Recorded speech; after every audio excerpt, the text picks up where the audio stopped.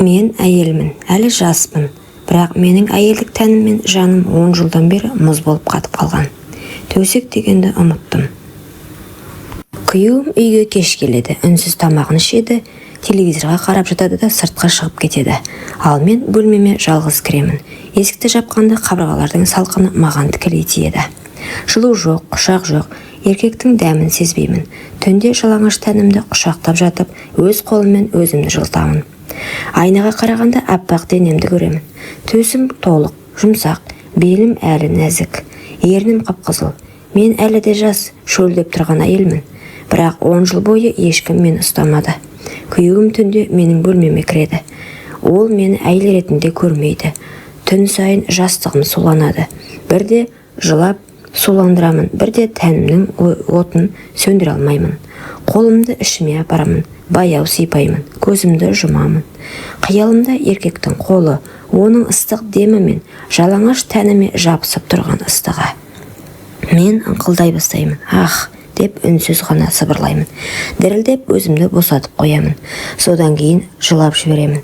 Өйткені мен әлі әйелмін, бірақ мені ешкім құшақтамайды. Күйеуімнің көзінде басқа әйелдің жылуы бар екенін сеземін. Әйел байғұс бәрін сезеді ғой. Ол басқа төсектен, басқа тәннен ләззат алып жүр. Ал мен 10 жылдан бері қатып қалған бөлмеде, қатып қалған төсекте өзімді өзім жұбатумен келемін. Ішімнен сыбырлаймын, мен тірімін, мен әлі әйелмін, бірақ мені ешкім сезбейді. Күйеуімнің маған 10 жыл бойы жоламағанын іштей түсінбей жүрдім. Бірақ бір күні шындықты өз көзіммен көріп қалдым. Түн ортасында ол үйге келмеді. Терезеден қарасам, ауладағы көлігінде бір әйелдің силуэті көрінді. Әйелдің шашы тарқатылып, мойны ашық, ал күйеуімнің басы оның кеудесінде жақын тұр. Жүрегім тоқтап қалғандай болды. Қолымнан жастығым түсіп кетті. Жалаңаш денемді орамалға орап, терезеден қарауды жалғастырдым. Менің күйеуім басқа әйелдің төсін сүйіп отыр. Мен 10 жыл бойы бір сипауды аңсадым, ал ол бөтен әйелдің денесін қалап жүр екен. Ашуымда, қызғанышымда, өкінішімде бірдей көтерілді. Көзімнен жас парлап шықты, бірақ бойымдағы бір ол кенет қайта тұтанды. Демек, ол басқа әйелдің тәнін сүйеді. Демек, мен әлі де біреуге керекпін. Менің де тәнім бар, менің де әйелмін дедім. Айна алдына барып халатымды шешіп тастадым. Өз тәніме қарадым. Аппақ төсім дірілдеп тұр. Белім әлі де нәзік, бұралған. Ернім қандай қызыл. Ол мені көрмеді, бірақ басқа еркек көреді деп сыбырладым өзіме. Сөйтіп кек алайын дедім. Сол түні ұйықтай алмадым. Қолымды төсіме апарып баяу сипадым. Екінші қолмен төмен түсіріп, денемнің ыстығын сездім. Аузымнан ыңқыл шығып кетті. Ах, мені де біреу осылай ұстаса ғой дедім. Төсегім дірілдеп, тәнім шөлін қандыра алмай жатып, өзімді қинап шықтым. Ал күйеуім сол түні бөтен әйелдің төсегінде менің жанымды өртеп жіберді. Сол сәтте шешімім пісіп жетілді. Мен бұлай өмір сүре алмаймын. Мен де әйелдік бақытымды табамын. Мен де тірі екенімді дәлелдеймін. Таң ата менің көзім ісіп кеткен еді. Түні бойы жылап шыққан едім. Түні бойы өзімді қинап шықтым. Ал күйеуім таңертең кіріп келді. Үстінде бөтен әйелдің иісі. Менің жаным қиналып, қолым қалтырап кетті. Қашанға өз-өзімді қанағаттандырып жүремін дедім. Мен оның бетіне қарауға батпадым. Ол мені байқамады да, үстелден нан жеп телефонға үңіліп отырды. 10 жыл бойы осы өмірде көндім. Бірақ бұдан әрі шыдай алмаймын деп ойладым. Сол сәттен бастап менің қолым қалам іздеді. Қағаз алдым. Қолым дірілдеп, бірақ жүрегімнен шыққан әр сөзді жаздым. Хатым, енеме, мен сізді сыйладым. Осы үйдің бар тәртібін ұстандым. 10 жыл бойы ұлыңыз менің қасыма жатпады. Жатқанмен мені қандыра алмады. Мен әйел болсам да еркектің құшағын көрмедім. Түн сайын жалғыз жаттым. Шөлдеп, жылап, тәнімді құшақтап шықтым. Ал бүгін оның басқа әйелмен болғанын көрдім. Мен бұдан әрі шыдай алмаймын. Менің де жүрегім бар. Менің де тәнім бар. Мен де әйелмін. Мен кетемін. Мені сөкпеңіз. Мен тек өз бақытымды табуға барамын.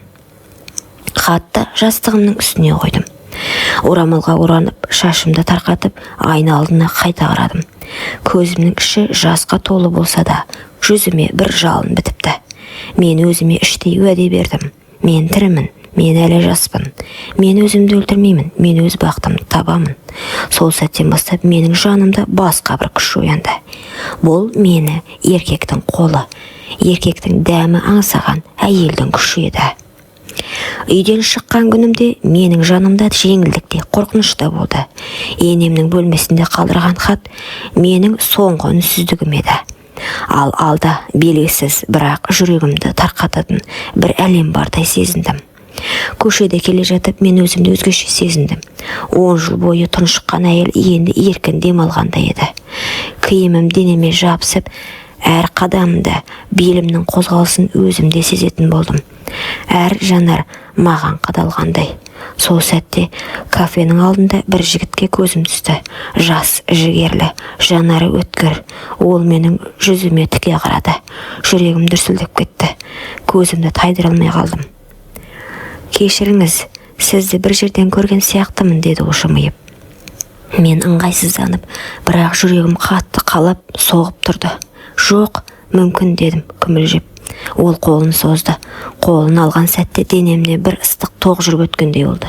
10 жыл бойы еркек қолын сезбеген нәзік алақаным сол сәтте қайта тіріліп кеткендей. Жүрегім ішімнен сыбырлады. Осы жігіт, иә, осы жігіт. Менің қиялымды шындыққа айналдыратын сияқты. Біз ұзақ сөйлестік. Оның дауысы еркектік сенімділікке толы, ал менің даусым алғаш рет жанданып күлкім шыға бастады. Ол маған үңіле қараған сайын менің төсім көтеріліп, демім жиілеп бара жатты. Мен жас қыздай ұялып, бірақ әйелдік отыммен жанып тұрдым. Кетерде ол жай ғана сыбырлап айтты. «Сізді тағы көргім келіп тұр. Сізде бір сыр бар сияқты», деді. Мен басымды изедім. Ішімде бір от лапылдап, түнге дейін ұйықтай алмадым. Өйткені мен алғаш рет бөтен еркектің жанарынан өзімді әйел сезіндім. Келесі күні кешке ол хабарласты. Дауысы телефоннан естілгенде-ақ жүрегім дір ете түсті. «Сізді көргім келеді, қазір», дейді. Көруге келістім. Ішімде толқу, ұялу, бірақ бір тоқтаусыз тартылыс бар. Кешкі саябақта кездестік. Ағаштардың арасынан шыққанда ол маған тіке қарады. Жанары өткір, бірақ жылы. «Сіз бүгін әдеттегіден де әдемісіз», деді ол сыбырлап. Мен қызарып кеттім. Жүрегім дүрс-дүрсіз. Өзімді жас қыздай сезіндім. Ол қолымды ұстады. Қолының ыстығы алақанымнан жан жүрегіме дейін жайылып кетті. 10 жылдан бері алғашқы еркектік жанасу. Мен дірілдеп кеттім. Жігіт менің көзіме ұсақ қарады. Содан соң қолымды білегімнен жоғары сырғатты. Теріге тиген әр жанасымды денемді тоғырғандай етті. «Сіз мені түсінбейсіз», мен дедім сыбырлап, сөз таба алмай. Ол менің сөзімді бөлді. «Мен бәрін сеземін. Сіздің жүрегіңізде от бар. Сіздің тәніңіз ұйықтап қалған. Мен соны оятқым келіп тұр», деді. Бұл сөздер менің тұла бойымды өртеп жіберді. Жүрегімнен ыстық ағып, төсім ауырлап, ернім дірілдеп бара жатты. Ол кенет мені құшағына тартып алды. Кеудеме басын тигізді. Оның жүрек дүрсілі құлағыма естіліп тұрды. Ал менің денем қысқарып, ыңқылдай бастадым. Ол шашымнан сипап, құлағыма сыбырлады. «Сіз осындай нәзіксіз, сізді қалаймын», деді. Сол сәтте оның ерні маңдайыма тиді. Сосын мойныма, сосын ернімнің дәл жанына, кейін екі анарыма. Мен көзімді жұмдым. Жүрегімнен дауыс шықты. Мен енді тоқтай алмаймын. Ол маған еңкейіп ернімнің жанына жақындады. Жүрегім кеудемнен шығып кетердей дүрсілдеп тұрды. Ал менің қолым дірілдеп, белімнен ұстап тұрған оның алақанын ажыратқым келмеді. 10 жылдан бері ешкімнің демін сезбеген менің ернім алғаш рет еркектің ерніне жақындап келе жатты. Сол сәт ол мені құшақтап ернімді басты. Жан дүнием жарылып кеткендей болды. Ерні ыстық, дымқыл, нәзік. Менің ішімде өшкен әйелдік от лап ете түсті. Ыңқылдап жібердім. Ол одан сайын қатты қысты. Тәніміз бір-біріне жабысып кетті. Менің төсім оның кеудесіне тіреліп, дірілдеп тұрды. Ол менің белімнен төмен сырғытып, артымнан ұстай бастады. Менің бүкіл денем еріп бара жатты. Қолым еріксіз оның мойнынан құшақтап, өзімді тарта бердім. Біздің сүйісіміз тоқтамады. Ұзақ, ыстық құмарлыққа толы. Менің тілегім еркімнен асып кетті. Жігіттің ерніне қарсы, ернім өздігінен ашылып, тілдеріміз түйісті. Сол сәтте менің денемнен ыстық діріл тарады. Ол ыңқылдап жіберді. Менің атымды атады. Мен оның құшағында жанып тұрдым. Көзімді ашқанда оның жанары жалындап тұрды. Сізді қатты қалаймын деді. Мен ернімнен тістеп дірілдеп тұрдым. Өзімде сыбырладым. Мен де, сен мені тірілттің дедім. Жігіттің жанарында от бар. Мен 10 жыл бойы көрмеген, аңсаған әйелді жаңартаудай оятқан жігіт. Ол мені қолымнан ұстап бөлмеме алып кірді. Есікті жауып маған тіке қарады. Сол сәтте жүрегім дүрсілдеп қана қоймай, бүкіл денем дірілдеп тұрды. Сіз дайынсыз ба деді ол. Мен көзімді жұмып басымды изедім. Даусым дірілдеп шықты. Иә, мен сені қалаймын. Ол жақындап мені құшақтап сүйіп жіберді. Мен ыңқылдай бердім, тоқтама. Халатым баяу сырғып түсті. 10 жылдан бері жабылып отырған тәнім алғаш рет еркек алдында ашылды. Мен ұялғаныммен оның жанарында құмарлық мені қаймықтырмады. Керісінше әйелдігімді мақтанышпен сезіндім. Ол менің төсімді қолымен қысып, ернімен сипағанда бүкіл денем шымырлап, ыстық дірілден жарылардай болды. Сен мені тірілттің дедім сыбырлап, көзімнен жас ағып жатып. Ол мені төсегіме жатқызды. Қолдарыма, мойныма, кеудеме тоқтамай әр жерімді сүйді. Менің денем әр жанасуда құмарлықпен өртене түсті. Сол түні мен 10 жыл бойы аңсағанымды алдым. Мен қайтадан әйел болдым. Менің жанымда, тәнімде жанып, шөлін қандырып рахатқа бөленді. Таң атқанда ғана біз бір-бірімізге құшақтасып құлап түстік. Мен оның кеудесіне басымды қойып сыбырлап, жаңа өмірге қадам басқалы жүргенімде сыртта біреу бізді бақылап тұрғанын білдім. Ал ол менің 10 жыл бойы төсегін суытқан күйеуім еді. Соңғы күндері менің өзгергенімді байқапты. Жүзім нұрланып, көзім жайнап кеткен. Өзге әйелдің құшағында жүрсе де, ішкі түкпірінде бұл әйел тек менікі деген еркектік қызғаныш маза бермепті. Ақыры бір түні артымнан аңдып келді. Мен жігіттің құшағында жатқанмын. Төсек ыстығынан буылып, тәнім мен жаным от боп жатқан шақ. Мен ыңқылдап, оның әр жанасуына еріп, әйелдігімді толық сезініп жатқанда есік алдынан сықыр естілді. Көзім ілінбеген, бірақ ол бәрін көріп тұрды. Күйеуім. Ол көлеңке арасында тұрып, көзін алмай тістеніп қарады. Менің жай қайымды, жігітіңнің ыстық демін бәрін естіді. Мен бұрын ешқашан оған шықпаған даусымды, ешқашан оған ашылмаған әйелдік сырды бөтен еркектен көрді. Жүрегім шаншып кеткендей болды. Бұл менікі еді. Қалайша ол басқа біреудің құшағында? Мен оны жылдар бойы құшақтамадым, бірақ ол шынымен бақытты болып қалған ба? Оның көзінен жас шығып кетті. Ашу емес, қызғаныш емес, қайғы мен өкіну. Өз қолымен өз әйелін өшіріп, басқа еркектің қолына итеріп берген енді түсінді. Бірақ кері қайтуға кеш еді. Өйткені дәл қазір ол мені бұрынғыдан да шынайы, ыстық, толыққанды әйел болып көрді.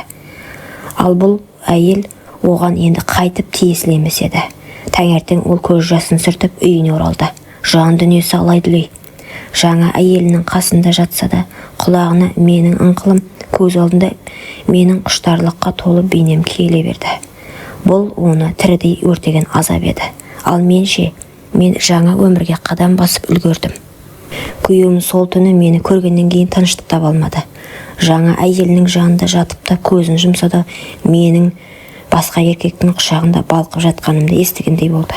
Бұрынғыдай өзін еркек сезіндіретін ештеңе қалмады. Жаңа әйелінің күлкісі де құшағы да енді жанын жылытпады. Қайта әр жанасу оған менің жоқтығымды еске алып, жүрегін қан жылытты. Ол өзін өзі жегідей жей бастады. Неге мен 10 жыл бойы әйелімді құшақтамадым? Неге мен оны жатын бөлмеден қуып бөтен етіп қойдым? Ол мені күтіп еді ғой, бірақ мен басқаға кеттім. Енді ол басқа еркектікі. Осы ойлар күйеуімді күндіз-түні тынышсыз етті. Ол қызғаныш пен өкінудің ортасында тұншығып жатты. Өзінің кінәсін түсінсе де жоғалтқанын қайтара алмайтынын білген сайын азапқа батып бара жатты. Мені тек төсекте ғана емес, күнделікті өмірде нәзік әйелдей сыйлады.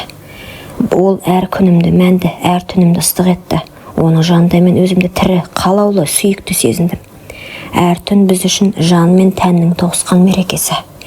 Әр таң біз үшін жаңа бақыттың бастауы. Мен алғаш рет әйел деген сөздің шынайы мағынасын түсіндім. Жүрегім тыныштық тапты. Мен өзімді ешқашан кінәлі сезінбедім. Себебі мен бақытты болуға лайық адаммын. Ал күйеуімше, ол күннен күнге шөгіп бара жатыр. Жаңа әйелінің қасында жүрсе де көзінде қуаныш қалмады. Менің бейнемнен, менің жан айқайымнан құтыла алмай, бір сәт тыныштық таппады. Бірі отқа өртеніп, қайта туған әйел, бірі өз қолымен бәрін жоғалтып жалғыз қалған еркек. Бұл тағдырдың әділеті еді. Ол менікі еді. Ол қалайша басқаға кетті? Егер ол менікі болмаса, ешкімге де бақыт сыйламау керек. Түнде біздің есігіміздің алдымызға келді. Қолында бөтелке, жанарында қайғы. Терезеден ішке үңіліп, мені жас жігіттің құшағында бақытты күйде көрді. Оның жүрегі шыдамады. Бөтелкені сығып тұрып қабырғаға лақтырды. Дауыс шыққанда екеуміз селк етіп терезеге қарадық. Қараңғыда күйеуім тұр еді. Көзі қанталап кеткен. Сен менікі едің, деді. Дауысы дірілдеп шықты. 10 жыл күткен әйел. Сен қалайша? Жас жігіт орнынан атып тұрды.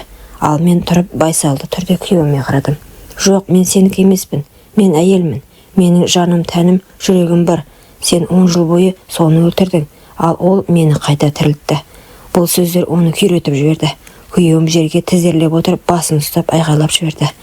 Мен сені жоғалттым. Көзінен жас ақты. Ол басын көтерді де қолын жүрегіне қойып, мен енді сенсіз өмір сүре алмаймын, деді. Сол сәтте ол жанышы орнынан тұрып есіктен қашып шықты. Бірақ артына қайтып қарамады. Біздің көз алдымызда қараңғыға сіңіп кетті. Арақпен баспақшы болыпты, бірақ сол қызғаныш пен өкініш оның түбіне жеткен екен. Ал менше, мен жас жігіттің құшағында өмірімді жалғастырдым. Мен әйел болып қайта тудым. Біз үйлендік. Мен өз бақытымды таптым, ал ол қызғаныштың құрбаны болды. Құрметті оқырман, өмірден алынған шынайы оқиғалар тыңдағыңыз келсе, менің арнама тіркеліп лайк, комментарий жазып қолдап кетіңіздер. Келесі кездескенше.